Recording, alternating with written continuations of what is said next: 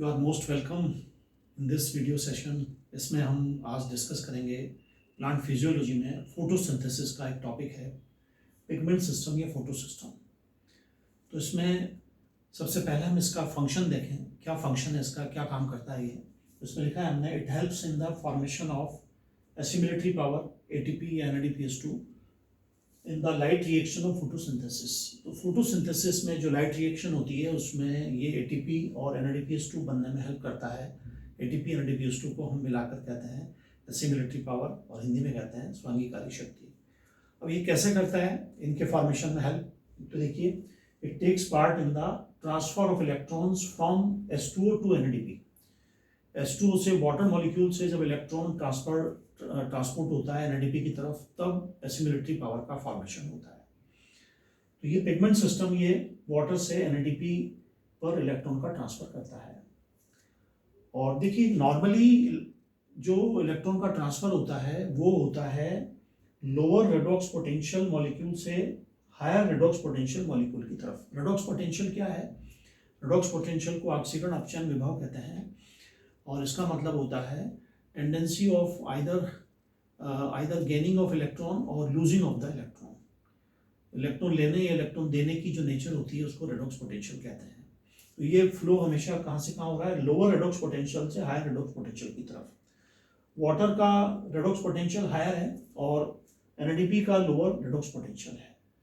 तो ऐसी कंडीशन में अगर पिगमेंट सिस्टम नहीं होगा तो ये ट्रांसफर नहीं हो पाएगा, क्योंकि नेचुरल ट्रांसफर कहाँ हो रहा है? ये लोअर से हायर की तरफ होता है ना।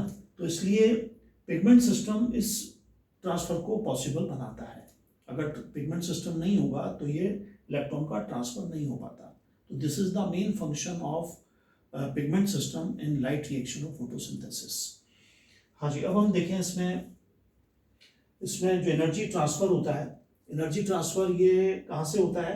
ये pigment with lower wavelength, pigment with which absorb lower wavelength या हायर इंटेंसिटी लाइट, वहाँ से होगा। किस तरफ होगा? वो पिगमेंट जो कि हायर वेवलेंथ की लाइट एब्जॉर्ब करते हैं या लोअर इंटेंसिटी की लाइट एब्जॉर्ब करते हैं। तो ये डायरेक्शन इसकी रहती है ना। आप जानते हैं कि जब लाइट एब्जॉर्ब की जाती है तो उसकी इंटेंसिटी, एनर्जी ज़्यादा होती है। एनर्जी ज़्यादा है तो वेवलेंथ कम है उसकी। तो ये इस मॉलिक्यूल से किस मॉलिक्यूल की तरफ होगा? जो मॉलिक्यूल जो कि हायर वेवलेंथ की लाइट एब्जॉर्ब करेगा। हायर वेवलेंथ या लोअर इंटेंसिटी, क्योंकि ट्रांसफर के बाद उस लाइट एनर्जी की जो एनर्जी वैल्यू है, फोटोन की एनर्जी कम हो जाती है। एनर्जी कम हो गई तो इसका मतलब क्या होगा? उसकी वेवलेंथ बढ़ जाएगी।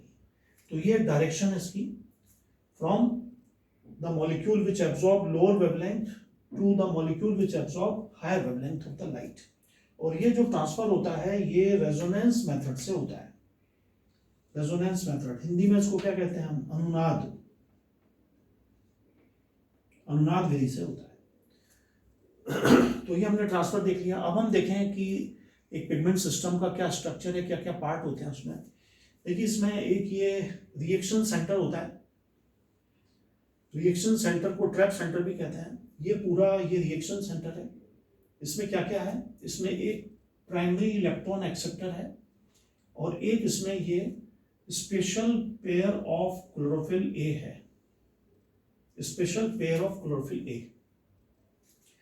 प्राइमरी इलेक्ट्रॉन एक्सेप्टर का काम क्या है कि ये स्पेशल पेयर ऑफ इलेक्ट्रॉन से, special pair of chlorophyll molecule से निकलने वाले इलेक्ट्रॉन को ये एब्जॉर्ब करता है। सबसे पहले यही इस इलेक्ट्रॉन को लेता है।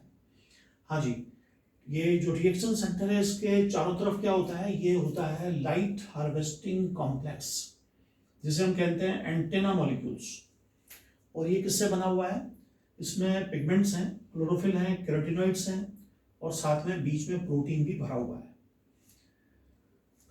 तो ये स्पेशल स्ट्रक्चर है इसका, पिगमेंट सिस्टम का। अब देखिए इसमें लाइट कैसे एब्जॉर्ब होगी। तो सबसे पहले सनलाइट एब्जॉर्ब कौन करेगा? ये लाइट हार्वेस्टिंग मॉलिक्यूल्स इसको एब्जॉर्ब करते हैं, और ये फिर अपनी लोअर वेवलेंथ लाइट से हायर वेवलेंथ लाइट एब्जॉर्ब करने वाले मॉलिक्यूल की तरफ ट्रांसफर होता है, और फाइनली ये लाइट एनर्जी किसको दे दी जाती है? Special pair of chlorophyll A molecule को दे दी जाती है। यही भी इस तरफ भी इस तरह से होता है। लाइट एनर्जी एब्जॉर्ब होती है फोटोन और वो फाइनली ट्रांसफर कर दी जाती है special pair of chlorophyll molecule को।